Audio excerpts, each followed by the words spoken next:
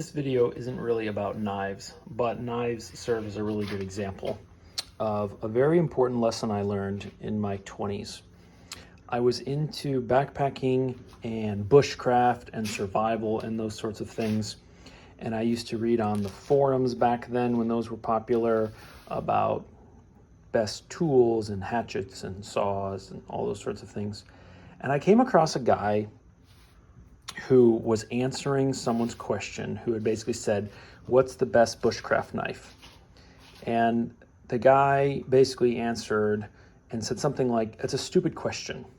It's a stupid question because with no additional information, there's no way to answer that question.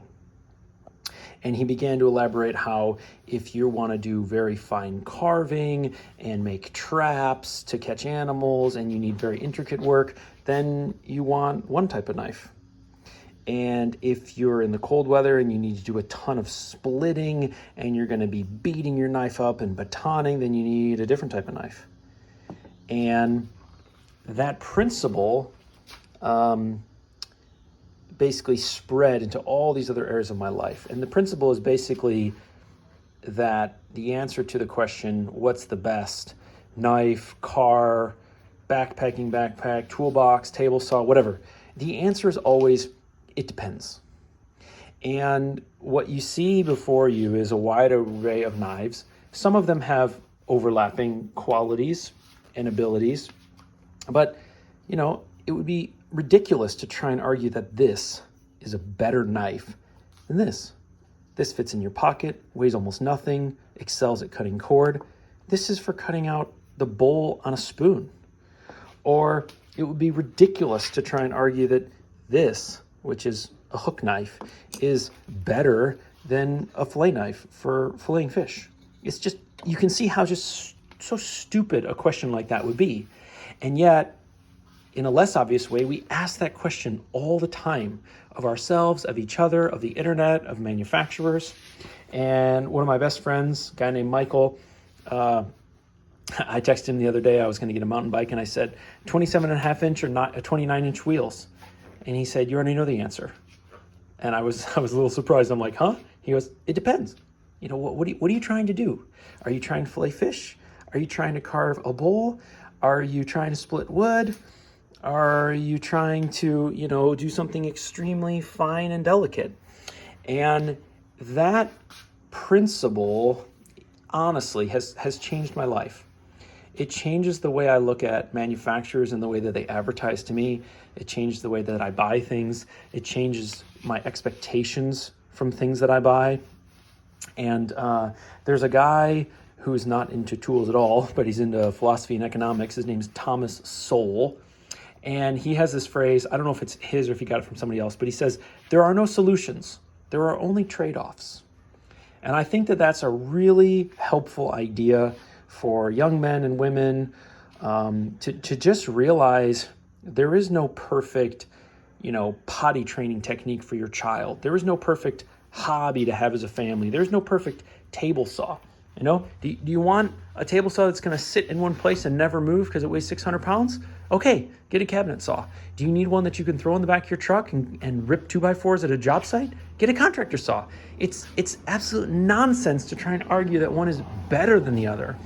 And if you start describing the situation under which you're going to use tools or mountain bikes or table saws or whatever, then you can start to define which one makes the most sense for you under those circumstances and conditions.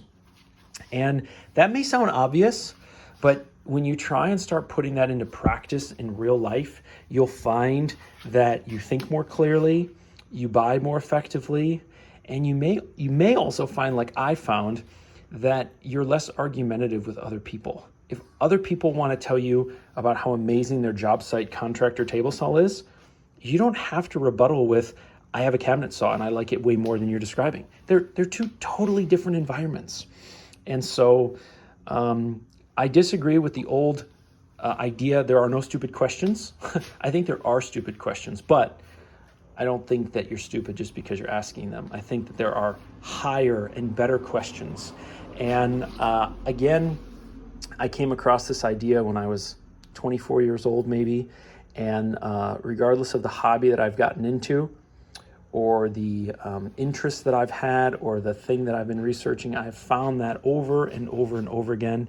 And in particular, as a father, when you begin to describe to your children why some people have F-150s and some people have Mustangs, it's a really helpful philosophical understanding to have, to realize that there are preferences, and there are principles, and there are trade-offs, and there are some tools that are really good for one job and some tools that are really good for another job.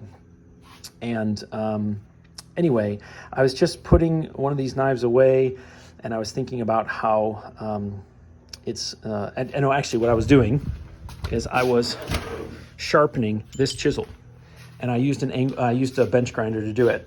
And when I felt it, I thought, oh, that's pretty sharp for a cold chisel. If you look at the angle on that, it's like almost 90 degrees. Now, if this edge was on this tool, I would be calling it dull as a doornail. But on this tool, it's very sharp. It's adequately sharp.